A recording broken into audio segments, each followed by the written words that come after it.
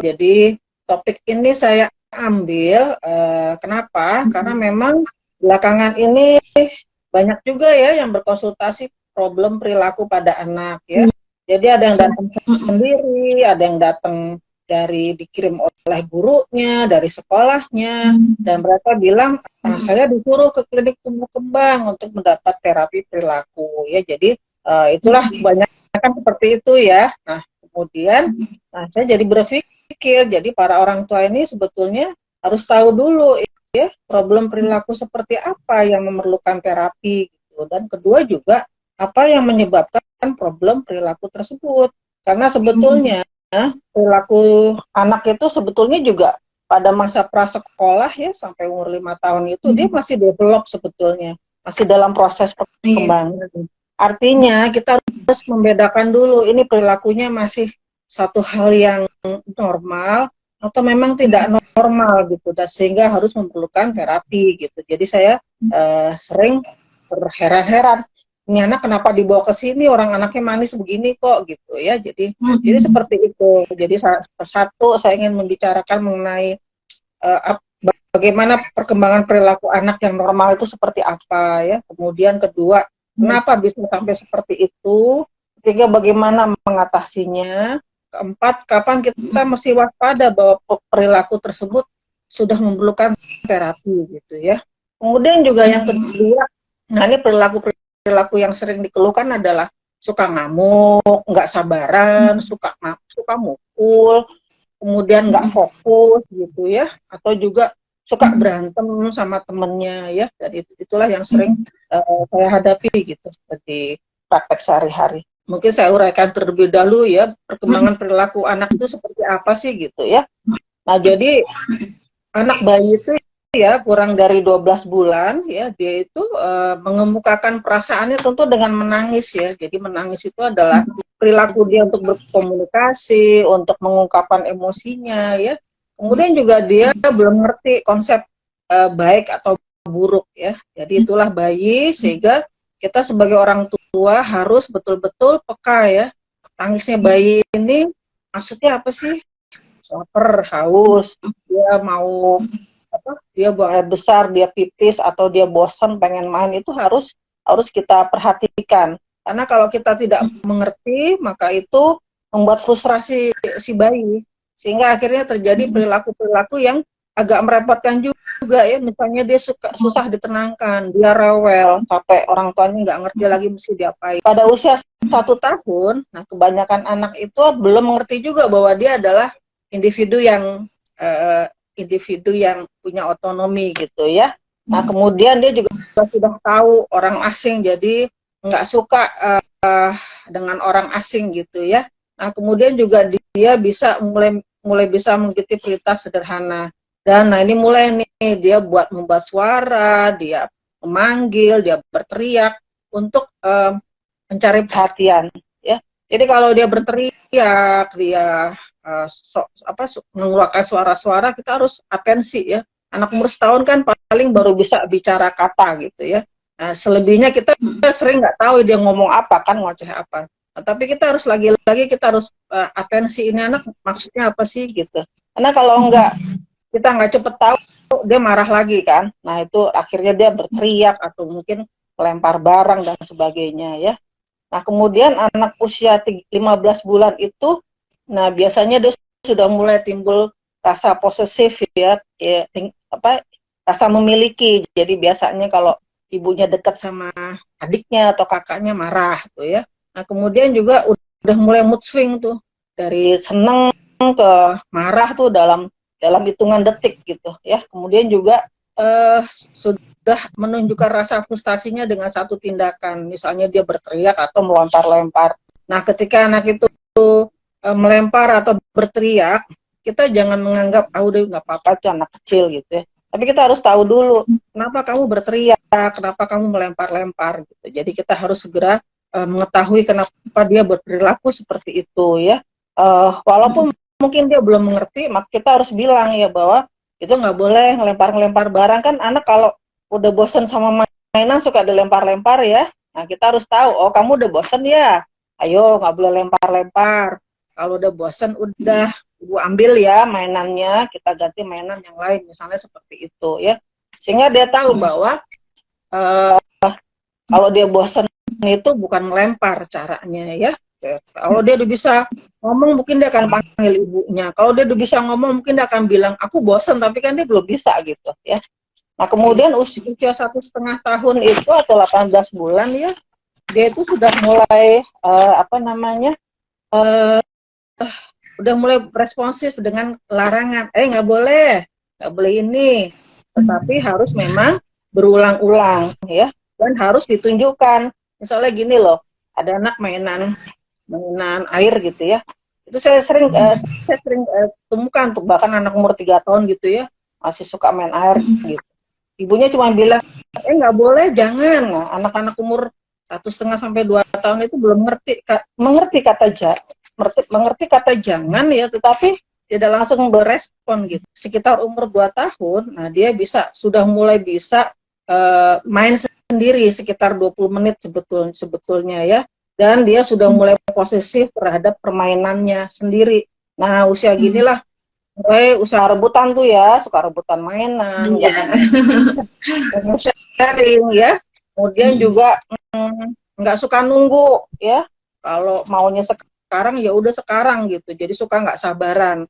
Nah, disitulah kita mulai memberitahu bahwa kamu harus belajar nunggu. Ibu masih ngurusin adik ya, umur 2 tahun kan sebagian besar anak sudah mengerti, kita diajak ngomong ya, makanya kita harus bilang, ibu lagi nunggu ngurusin adik dulu, nanti setelah ini baru kita main. Nah kebanyakan kadang-kadang orang tua itu bilang, kamu jangan ganggu dong, ibu lagi repot, udah ngomong gitu doang, tapi tidak berusaha mengerti dan memberikan solusi gitu. Ibu lagi ngurusin adik, kamu tunggu dulu, kamu main dulu deh pakai ini ya gitu ya.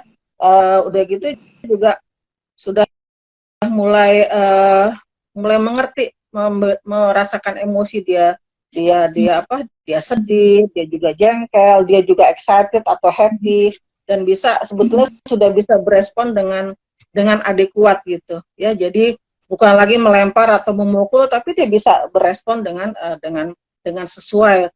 Tapi asalkan kita memberitahukan memang ya, karena ada juga anak-anak yang dia happy tapi malah jadi nabok temennya gitu ya, itu kan bisa seperti itu. Nah kalau anak umur 3 tahun, nah ini mulai agak susah. Yang kita bilang jangan dikerjain, yang kita bilang kamu mesti kerjain itu malah nggak dikerjain. Dia itu memang anak usia segitu ya, begitulah gitu ya. Dan ini kita harus mengerti gitu. Bukannya terus terapi perilaku aja dok biar anak saya bener, ya nggak gitu ya. Kemudian juga sebetulnya dia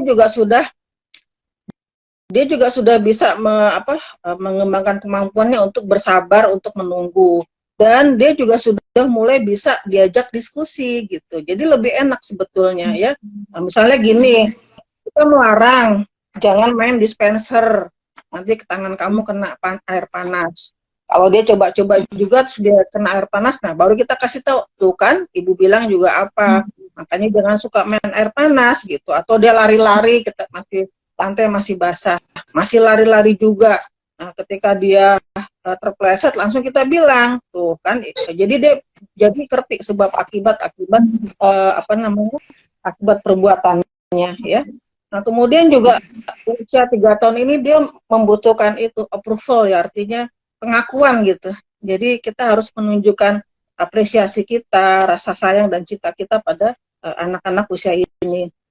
Nah, umur 4 tahun, nah ini ternyata juga anak itu udah bisa diajak diskusi ya. Anak 4 tahun kan biasanya komunikasinya juga sudah bagus ya, udah bisa tanya jawab, udah bisa bercerita.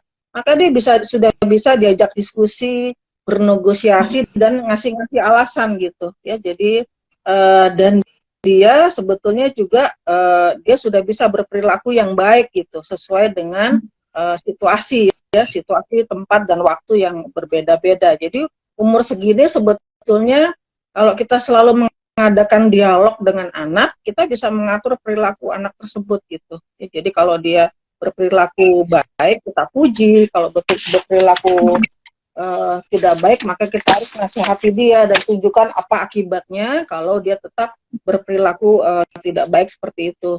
Dan dia juga sudah bisa ini bergiliran ya, makanya usia ini kan kita masukkan dia ke prasekolah ya, atau mulai masuk TKA ya. Kemudian juga pokoknya sebetulnya sudah bisa mulai bernegosiasi dan diatur perilakunya. Nah, 4 sampai 5 tahun itu dia sudah lebih sabar lagi dalam mengikuti aturan ya. Kemudian juga tapi kadang-kadang juga anak usia segini ada keras kepalanya, selalu berargumentasi dan kadang juga agak agresif juga ya. Nah, itulah kita harus mengatur perilaku tersebut. Jadi gini, perilaku itu anak tidak akan mengerti dengan sendirinya gitu. Jadi kitalah yang harus mengatur, membantu anak itu mengembangkan perilaku-perilaku yang sesuai dengan usianya.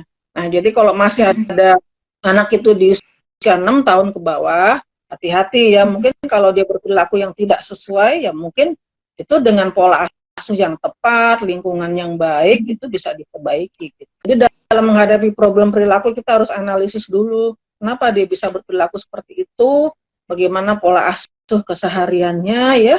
Kalau memang misalnya ternyata memang problemnya adalah satu lingkungan atau pola asuh yang belum sesuai, maka itu kita perbaiki dulu. Karena sebetulnya orang tua lah dengan pola asuh yang sesuai yang bisa mengembangkan perilaku anak sehingga punya perilaku yang baik gitu. Jadi artinya kalau kita menghadapi anak 6 tahun ke bawah dengan problem perilaku, itu dulu kita lihat dulu pola asuhnya. Jadi nggak harus selalu otomatis terapi perilaku gitu ya, karena terapi perilaku itu hanya untuk kasus-kasus tertentu gitu. Berarti apa aja yang sebenarnya perlu diwaspadai gitu dok, dan biasanya usia berapa nih dok muncul perilaku yang bermasalah gitu? Nah, satu lagi adalah bahwa problem perilaku ini juga sering ya pada anak balita berkaitan dengan problem komunikasi juga ya. Nah, anak-anak yang telat bicara ya, umur 2 tahun, 3 tahun belum bisa menyampaikan perasaannya, apa yang diinginkannya dalam bentuk kalimat, dan orang lain juga nggak ngerti, nah itu akan timbul problem perilaku, yaitu tantrum ya, karena orang lain nggak ngerti mau dia apa, akhirnya dia ngamuk. Nah, itulah yang dibaca oleh orang tua hanya tantrum itu tersebut. Jadi belum mengetahui bahwa penyebab tantrum itu adalah karena problem komunikasi. Jadi kalau dalam hal-hal seperti ini, maka kita perbaiki gejalanya, yaitu problem komunikasi dengan terapi yang sesuai. Jadi bukan tantrumnya yang kita terapi, tetapi adalah penyebabnya ya. Nah, sebetulnya yang kondisi-kondisi yang memerlukan terapi perilaku itu adalah keadaan khusus ya, misalnya pada anak autis ya. Anak autis pun juga itu yang sudah agak besar ya, misalnya udah 5 tahun ke atas, dengan terapi-terapi yang sudah diberikan ternyata ada perilaku tertentu yang masih belum sesuai, yang masih maladaptif, misalnya ya suka menyakiti diri sendiri ya, atau suka berteriak-teriak di tempat yang tidak sesuai. Nah, itulah baru kita memerlukan terapi behavior ya, atau bisa juga pada anak yang ADHD gitu ya, yang fokusnya sangat pendek, kemudian juga agak agresif. Nah, itu baru kita memerlukan terapi perilaku. Nah, pada umumnya terapi perilaku ini diberikan ketika problem perilaku tersebut sudah mengganggu aktivitas anak ya, baik di rumah maupun di sekolah, sehingga dia tidak bisa melakukan kegiatannya dan mengganggu interaksinya dia dengan orang-orang sekitarnya. Jadi prinsipnya seperti itu. Apa kira-kira penyebab dari munculnya problem perilaku ini? Selain tadi mungkin komunikasi, pola asuh gitu dok. Apa kira-kira yang perlu di-warning oleh orang tua agar setidaknya mencegah gitu ya dok, adanya problem perilaku ini? Monggo dok. Ya, tadi kalau untuk anak balita ya, makanya kita sebagai orang tua harus tahu bahwa perilaku pada usia-usia tertentu itu masih dalam batas normal ya. Kemudian tugas kita orang tua dalam membentuk perilaku yang baik gitu. Misalnya begini, umur 3 tahun itu sudah dikasih tahu mana benar, mana salah, mana boleh, mana tidak boleh, mana yang dia harus menunggu, mana yang memang harus diturutin sekarang ya. Nah, jadi sifatnya adalah kita harus menerangkan kenapa tidak boleh, itu harus diterangkan. Kemudian ketika dia melakukan hal-hal yang positif, jangan lupa dipuji ya. Itu prinsipnya seperti itu. Kasih atensi ke anak itu jangan hanya ketika dia berperilaku negatif. Nah, ketika dia berperilaku negatif, satu, kasih tahu bahwa itu tidak boleh. Kedua, berikan punishment sehingga dia merasakan sebab akibat dari perilaku negatifnya. Tentunya punishmentnya bukan hukuman fisik atau kata-kata kasar ya, tetapi ya misalnya yang gampang-gampang aja. Misalnya ya udah, kalau kamu masih teriak-teriak juga, mukul-mukul, jatah screen time-nya dikurangin misalnya ya, dari misalnya sejam jadi cuma 30 menit atau nggak boleh sama sekali. Kuncinya adalah konsistensi dan ketegasan ya, itu satu. Kedua, pola asuh yang konsisten dan tegas gitu. Jadi anak itu sebetulnya merasa nyaman ketika dia berada di dalam lingkungan yang pola asuhnya sangat mendukung ya. Ada aturan yang tegas, kemudian juga ada konsistensi. Jangan bapaknya bilang nggak boleh, ibunya ngebolehin. Atau kadang-kadang orang tuanya ngebolehin, kadang tidak gitu ya. Jadi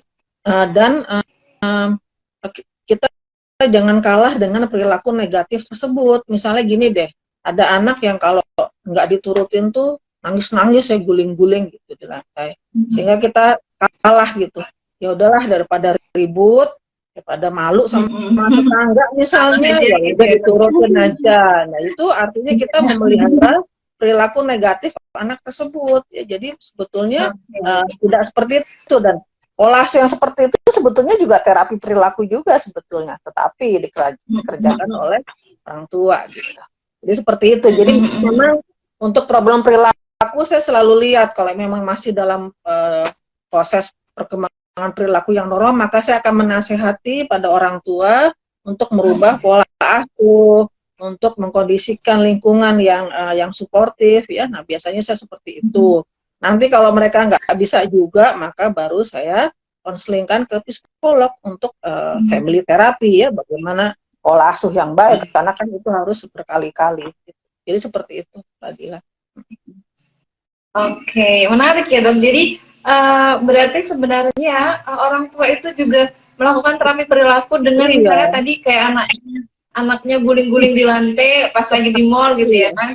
Terus ternyata apa yang diminta anaknya jadi diberikan gitu kan. Ya anaknya juga jadinya belajar gitu, dok ya. Oh berarti dengan aku guling-guling aku bisa dapat apa yang aku mau gitu ya dok. Iya, aku pasti diturutin gitu. Ya. Dan itu jadi berpola ya dok ya, dan itu bertahan lama sehingga malah orang tua jadi merasa itu problem kayaknya gitu ya dok. Iya, jadi susahnya lagi kalau itu terpelihara sampai dia berusia 5 tahun, ketika dia masuk sekolah gitu TK, dia akan mempertahankan perilakunya seperti itu karena dia nggak tahu bahwa itu sebetulnya perilaku yang tidak baik gitu. Ya jadi ya kalau di sekolah dia nggak diturutin, dia marah atau keluar dari kelas gitu kan. Nah, jadi seperti itu. Karena karena perilaku di rumah akan terbawa ke sekolah akhirnya ya. Jadi sebetulnya ketika anak itu belum sekolah itu adalah tugas orang tua ya. Nah, ketika anak itu sudah sekolah, itu tugas bersama dengan guru ya. Tapi kita juga sudah mempersiapkan betul bahwa anak ini memang sudah siap berperilaku yang baik ketika masuk sekolah. Ya betul. Dan mungkin ada satu catatan juga ya kan dok, karena ketika anak masuk usia sekolah tuh biasanya orang tua jadi sepenuhnya memberikan amanah anak kepada guru gitu ya. Perbaiki ini anakku dengan problem perilaku seperti ini gitu kan. Jadi berat juga sama gurunya ya kan dok. Jadi tadi notes-nya adalah kerjasama ya. Kerjasama, betul.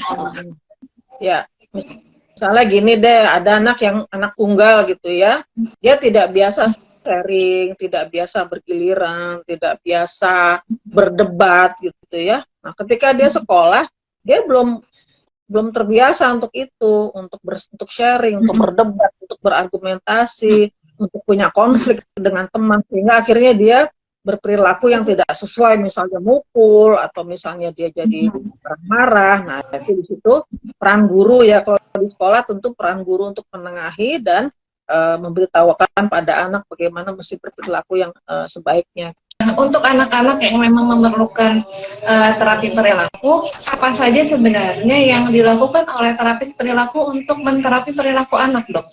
Ya, sebetulnya prinsipnya itu adalah ini. Jadi sebetulnya terapi perilaku itu bukan cuma untuk anak ADHD atau anak autis ya, tetapi juga pada kondisi-kondisi tertentu seperti misalnya anaknya selalu cemas ya, atau anaknya selalu, ini anak yang udah besar ya, usia sekolah gitu ya, kayak cemas, kemudian juga suka panik, terus juga kemudian anger manajemennya itu juga tidak bagus ya, kemudian juga bisa juga obsesif kompulsif ya, kemudian juga ada perilaku suka menyakiti diri sendiri. Nah, itulah baru kita terindikasi untuk terapi perilaku ya. Nah, ini biasanya juga terapi perilaku ini juga selain oleh terapis juga bisa diberikan oleh psikolog sebetulnya ya, karena kan prinsipnya adalah kita menggali perilaku-perilaku positif yang bisa digali, bisa ditingkatkan dan menghilangkan perilaku-perilaku negatif. Ada kondisi tertentu seperti misalnya pada sindrom Tourette atau motor tic itu biasanya pencetusnya adalah kecemasan ya, kepanikan gitu. Nah, itulah ada terapi ya, pendekatan terapi yang disebut sebagai cognitive behavior therapy ya. Jadi anak itu diajarkan untuk mengenali kecemasan itu sendiri, kemudian bagaimana dia harus mengatasinya ya. Jadi dikupas satu persatu gitu ya. Nah, ini bisa oleh psikolog, bisa juga oleh psikiater ya. Nah, soal berapa lamanya, nah tentu sama aja sama terapis yang lain sih ya, assessment dulu sama psikolognya atau terapisnya ya. Nah, baru kemudian kita rencanakan terapi ya, bisa 1 sampai 2 kali seminggu ya. Dan yang penting lagi adalah kerjasama dengan orang tua tentunya. Sama aja sih prinsipnya dengan terapi-terapi yang lain, karena orang tua tentu masih harus terlibat ya dalam proses terapi itu sendiri. Dan bahkan kalau misalnya perilaku tersebut juga ternyata dipengaruhi oleh lingkungan atau pola asuh, maka kita juga harus memberikan terapi kepada konseling kepada keluarga juga ya, seperti itu. Apakah ada tips untuk ayah bunda di sini agar problem perilaku ini tidak muncul, Dok? Jadi apa saja yang kira-kira harus diperhatikan oleh kedua orang tua? Ya, tadi secara garis besar sih ya, kita harus lebih atensi ya kepada anak ya, lebih peka sebetulnya ya, karena sebetulnya setiap orang tua akan dibekali kemampuan parenting sebetulnya. Tinggal kita mau mengasah atau tidak. Sebetulnya mengasahnya itu ya dari sejak anak kita lahir ya. Kita harus bisa mengartikan tangisan si bayi dengan kita penuh perhatian, dengan kita selalu berada di dekatnya terus-menerus, maka itu insting kita juga akan terasah. Oh, anak ini nangisnya meminta minum, dia lapar, dia kepanasan, dia pengen main. Kalau itu dilatih terus-menerus, maka itu akan membantu mengasah feeling dari parenting kita sendiri gitu. Selain tentunya membaca buku-buku parenting atau bertanya pada profesional atau bertanya pada orang tua, karena sebetulnya pola asuh kita ini akan dipengaruhi juga oleh pola asuh orang tua kita gitu ya, bagaimana menghadapi anak-anak kita ini gitu ya. Nah, di zaman yang serba modern ini ya, orang tua dua-duanya sibuk, kekurangan waktu, kemudian juga tambah lagi anak itu godaannya banyak banget ya, terlalu banyak screen time, sehingga waktu untuk mendekatkan diri satu sama lain itu antara anak dan orang tua menjadi sangat berkurang gitu ya. Nah, jadi pandemi kemarin itu sebetulnya juga ada positif, ada negatifnya dalam untuk tumbuh kembang anak ya. Sisi positifnya juga karena orang tuanya WFH, jadi kedekatan antar anggota keluarga dan antar anak dan dengan anak juga menjadi semakin dekat. Kalau kita semakin dekat, komunikasi selalu ada, nah itu akan membangun relasi yang positif sehingga juga akan mempengaruhi perilaku seorang anak. Dokter, anak Anak saya usia 3 tahun 4 bulan. Akhir-akhir ini susah banget kalau tidur malam. Selalu jam 12 malam. Dan juga sering tantrum. Anak saya selalu emosional kalau keinginannya tidak dituruti sampai mukul-mukul dan nggak nggak mau dengerin omongan saya sama sekali. Itu gimana, Dok? Oke. Tadi 3 tahun 4 bulan ya. Nah, apakah kemampuan komunikasinya sudah sesuai usianya atau belum gitu ya? Karena ini penting ya.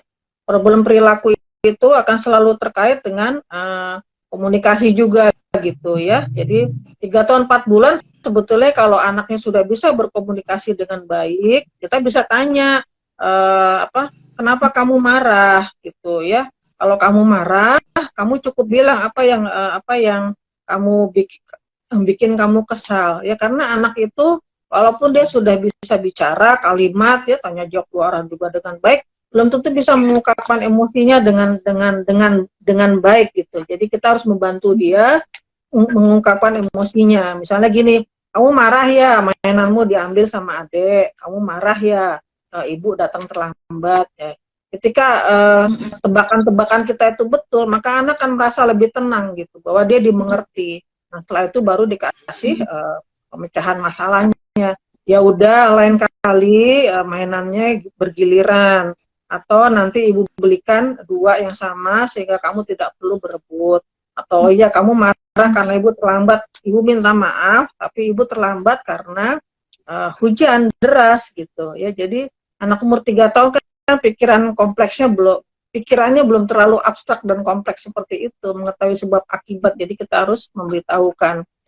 Nah, tetapi kalau pada anak-anak yang ada problem komunikasi di mana bicara kalimat aja dia belum ngerti, atau dia belum sepenuhnya ngerti kita ngomong apa, nah itulah yang harus diatasi gitu. Problem komunikasinya itu yang perlu diatasi ya, mungkin dengan terapi bicara, atau mungkin dengan terapi sensori integrasi dan sebagainya. Jadi seperti itu, tergantung penyebabnya apa dulu nih ya. Jadi jangan langsung dihukum. Jadi kita harus tahu dulu kenapa dia marah. Jangan langsung dikasih punishment gitu. Kita harus tahu dulu penyebabnya apa gitu ya. Kalau penyebabnya adalah ketidaktahuan dia atau kekurangan ketidakmampuan dia dalam mengekspresikan emosinya, ya kita harus membantu dia. Bagaimana cara agar anak bisa berani? Usia anak saya saat ini 1 tahun 3 bulan dan anak saya sudah mulai bisa bicara. Oh iya, ya memang di atas, begitu anak itu di atas usia setahun ya, dia udah bisa jalan gitu ya. Nah, kita harus sering mengajak dia keluar rumah. Nah, ini anak-anak pandemi nih kemarin tahun lalu ya, pertengahan tahun lalu itu banyak sekali anak-anak yang dibawa ke saya. Takut lihat orang, begitu lihat orang jerit-jerit, ketakutan setengah mati. Jadi saya selalu bilang, punya anak jangan dikerem terus di rumah. Ini kan udah pandemi udah reda. Ajak keluar itu jangan digendong. Ya udah bisa jalan, ya udah biarkan dia jalan. Nah, ajarkan dia untuk menyapa orang-orang sekitarnya yang selalu ada setiap hari, mungkin Pak Satpam, mungkin tukang sayur, mungkin tetangga ya. Kemudian minta mereka untuk menyapa balik gitu kan. Anak orang kita kalau lihat anak kecil kan pasti menyapa ya, atau sekedar misalnya kita tinggal di apartemen gitu ya. Saya sering tuh di lift itu menyapa anak kecil, halo adek mau kemana, itu membuat satu kesan bahwa orang dewasa, orang lain di luar bapak ibu dan si mbak atau kakak itu juga baik-baik gitu, sehingga dia tidak takut lagi ya. Jadi jangan dibawa ke mall ya. Mall itu kita tidak keep in touch bantuan gitu. Itu sering menjadi pertanyaan. Tapi kalau dibawa ke mall dia nggak takut ya. Di mall kan dia tidak menyapa orang, tapi ya tadi orang atau saudara suruh kita berkunjung ke saudara, kita main. Yang gampang sih main sama anak tetangga, yang sekarang juga susah juga nyari teman main anak tetangga gitu ya. Jadi mungkin ya tukang aqua galon, apa tukang yang lagi kerja di rumah kita, tukang sayur, ya apalah yang tiap hari itu selalu seliwar depan rumah, saya selalu menasihati seperti itu ya. Terus paparkan dia ada orang baru, minta orang-orang tersebut menyapa balik ke anak kita ya. Jadi terus juga jangan takut ya, itu ada Pak Satpam nanti ini loh gitu, jangan. Dia belum terasa sama orang lain udah ditakut-takut tuh dia makin takut. Iya, betul. Anaknya laki-laki usia 4 tahun. Apabila anak seringkali bersikap iseng atau jahil sama temannya atau sama keluarga, sehingga terkadang membuat orang lain tersebut merasa tidak nyaman, apakah ada solusinya, Dok? Terima kasih. Apa tadi bersikap jahil ya? Ya. Iya, betul, Dok. Ya, jahil sama teman-temannya, keluarga, mungkin yang seusia dia gitu kali ya, Dok. Ya, emang anak-anak umur segini emang lagi jahil-jahilnya ya.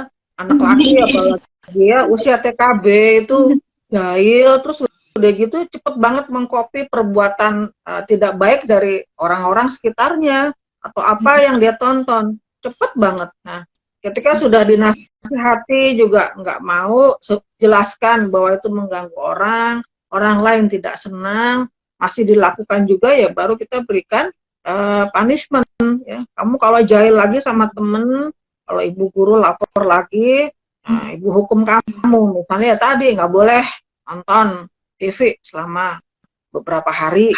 Ya, jadi dia ngerti bahwa ada konsekuensinya dia tidak bersikap tidak baik itu. Gitu. Jangan jadi seperti itu. Kalau jahil itu kan dia tidak diganggu tapi terus iseng gitu kan, sehingga mengganggu, itu kan tidak bagus. Kalau cuma dikasih tahu nanti nggak ada yang mau main sama kamu lagi loh, dia nggak ngerti karena efeknya tidak dia rasakan secara langsung. Dalam memberikan punishment itu memang kita harus tegas, tega dan konsisten.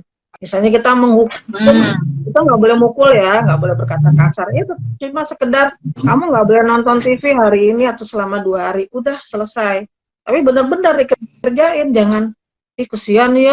Dia jadi murung gitu, nggak tega terus dikasih, wah udah kalah udah. Anak itu nggak belajar gitu jadinya ya. Anak saya perempuan, dokter, 3 tahun 4 bulan. Kalau jalan suka jinjit, duduk nggak bisa diem, fokusnya gampang terpecah dan belum bisa ucap S dan R dengan jelas. Stimulasi apa yang harus dilakukan, Dok? Terima kasih. Monggo, Dok. Kalau hanya sekedar beberapa huruf tidak jelas, tetapi kalau umur 3 tahun itu hampir 100% ibunya sudah mengerti seorang anak itu ngomong apa ya. Ya 90-100% dah ya. Kalau cuma S dan R aja nggak usah terlalu dipikirkan ya. Nah, kemudian itu tadi nggak bisa diem, nggak fokus, kemudian juga jalan jinjit ya. Nah, ini bukan perilaku ya, tetapi tentang perkembangan motorik ya. Nah, jadi anak-anak umur begini memang sedang mengembangkan kemampuan geraknya yang lebih kompleks ya. Dia pengen memanjat, melompat, berlari, kemudian juga apalagi ya, lompat-lompat ya. Nah, kita harus memberikan waktu, memberikan keleluasaan untuk melakukan tugas motoriknya dia. Ya. Artinya apa? Berikan kesempatan dia bergerak minimal 1 jam ya, jadi nggak boleh dilarang-larang ketika dia mau mau bergerak gitu. Tapi tentunya di tempat yang sesuai gitu, ajak dia keluar ya. Kemudian juga sudah mulai bisa dilatih naik sepeda roda 3 misalnya, ajak ke taman, ajak jalan, ajak berlari, dan itu harus rutin tiap hari. Kalau bisa pagi dan sore ya. Nah, ketika dia sudah puas bergerak, maka zat-zat kimia di otaknya itu yang namanya neurotransmitter itu akan menjadi seimbang antara aktivitas geraknya dengan atensinya dia. Hingga ketika dia sudah puas bergerak, maka dia akan menjadi lebih anteng, lebih fokus ya. Dan biasanya anak-anak yang hiperaktif begini juga tidurnya juga suka susah tuh ya. Jadi kalau kita kasih gerak yang banyak, maka dia juga akan tidurnya akan menjadi lebih teratur gitu, akan membantu pola tidurnya dia juga. Jalan jinjit ya, kita berikan dia kesempatan jalan telanjang kaki di berbagai macam permukaan. Dok mau tanya, gimana kalau di lingkungan teman-temannya, teman-temannya tidak mau main dengan dia karena ada kendala komunikasi yang kurang jelas. Apakah tetap dipaksakan untuk ikut main bersama atau cara lingkungan main lainnya, Dok? Ya. Silahkan, dokter. Kalau anak lain tidak mau main sama dia karena problem komunikasi, tadi ya problem komunikasi itu yang harus diatasi, ya bukan dengan mencarikan lingkungan lain yang lingkungan lain yang bisa menerima anak itu, yaitu mungkin iya, tetapi problem pada anak kita sendiri yang harus diatasi juga. Kalau karena problemnya komunikasi, ya tentu anak ini harus dicari tahu kenapa penyebab problem komunikasinya itu apa, kemudian kita berikan terapi, ya karena kalau problemnya komunikasi, ya dia manapun dia tentu ya akan terhambat gitu, ya karena anak-anak sebaya itu, kalau anak yang usia sebaya, ketika kita berusaha berteman, berusaha mengajak bicara, tapi kita tidak mengerti dan lawan bicara kita juga tidak mengerti, jadi nggak nyambung, ya lama-lama kan akan ditinggal gitu. Jadi ada anak-anak yang terlambat bicara, kemudian juga ada problem komunikasi. Saya selalu bilang bahwa bicara itu tidak hanya untuk mengatakan sesuatu keinginan kita, tapi lebih besar lagi adalah untuk komunikasi dan untuk berbahasa. Anak saya usia 4 tahun 6 bulan, laki-laki, Dok. Anaknya pintar dan berkemauan kuat. Kalau dilarang atau diarahkan suka marah dan kadang ngeles, kadang juga terkesan manipulatif. Nah, di sekolah nggak suka kalau diganggu sama temennya. Kalau diganggu sama temennya, dia langsung mukul. Apakah anak saya perlu terapi, Dok? Itu tadi 4,5 tahun tadi ya. Oke. Biasanya tadi kan anaknya dibilang pinter ya. Nah, biasanya kalau anak pinter itu pandai berargumentasi, pandai nyari alasan, plus manipulatif. Kalau disuruh-suruh banyak ngelesnya, kalau dilarang juga membantah ya. Nah, jadi kita sebagai orang tua juga harus jangan kalah pinter gitu. Membalas argumentasi anak dengan argumentasi lagi gitu. Ya, kemudian juga jangan kalah pinter gitu. Artinya jangan serta-merta langsung dihukum gitu. Wah, makin ngamuk anak itu gitu ya. Jadi harus dicari tahu dulu kenapa. Kalau memang dia kesalahan ada pada anak kita, ya kita harus kasih tadi hukuman lagi ya. Hukuman lagi gitu, bahwa itu tidak boleh gitu, bahwa itu dan itu harus betul-betul tegas. Sebetulnya anak-anak balita itu ya, yang 6 tahun ke bawah deh, itu sebetulnya membutuhkan orang tua yang punya otoritas pada dia gitu. Ada orang yang ngatur aku, karena kalau orang tua itu bisa ngatur aku juga merasa aman gitu, bahwa aku bisa berperilaku seperti yang aku dan orang-orang sekitarku inginkan gitu. Jadi kalau kitanya juga nggak tegas, nggak konsisten, mereka juga jadi bingung. Akhirnya ya dia suka-suka sendiri aja. Ya, jadi seperti itu. Kita jangan kalah argumentasi gitu. Ya, memang kalau punya anak pinter itu kita bangga ya, tapi kadang-kadang juga bikin kita pusing juga gitu. Ini anak nanya, dilarang nanya kenapa? Ya kalau dilarang memang mesti dijelaskan kenapa dilarang gitu. Iya betul. Ya betul. Jadi dia tahu kenapa dia dilarang gitu ya, Dok. Alasannya itu apa? Harus dikasih tahu. Ya.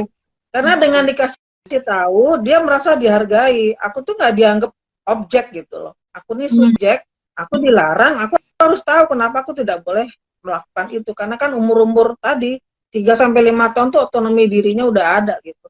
Sekarang kan emang jadi orang tua lebih susah. Anak itu yang tontonannya tuh banyak banget, jendelanya tuh banyak banget. Tiba-tiba dia nanyakan sesuatu yang kita sendiri nggak tahu. Ternyata dia lihat di mana gitu kan. Nah, jadi ya jangan ketinggalan zaman gitu. Ya mau nggak mau kita harus tahu. Ya betul, harus update betul. Dan begitu juga kalau kita menghadapi remaja harus update. Kalau nggak kita nggak bisa masuk dalam percakapan dia, apa yang dia pikirkan. Iya betul.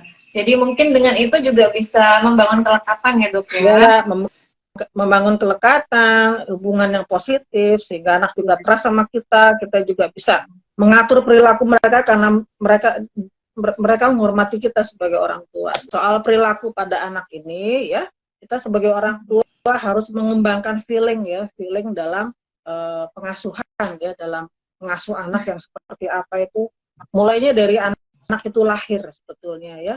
Tentu ditambah dengan pengalaman dari orang tua, membaca buku ya. Yang penting kita harus, hati kita tuh harus terbuka untuk selalu membangun relasi yang positif dengan anak. Dengan demikian kita bisa mengatasi perilaku-perilaku baik yang positif maupun negatif. Ini yang selalu saya bilang ke orang tua, satu, problem perilaku itu harus selesai usia 5 tahun ya. Kalau usia 5 tahun beres, balita beres, usia SD beres. Nah, nanti jebakan kedua adalah pada saat anak itu remaja ya. Nah, itu beda lagi.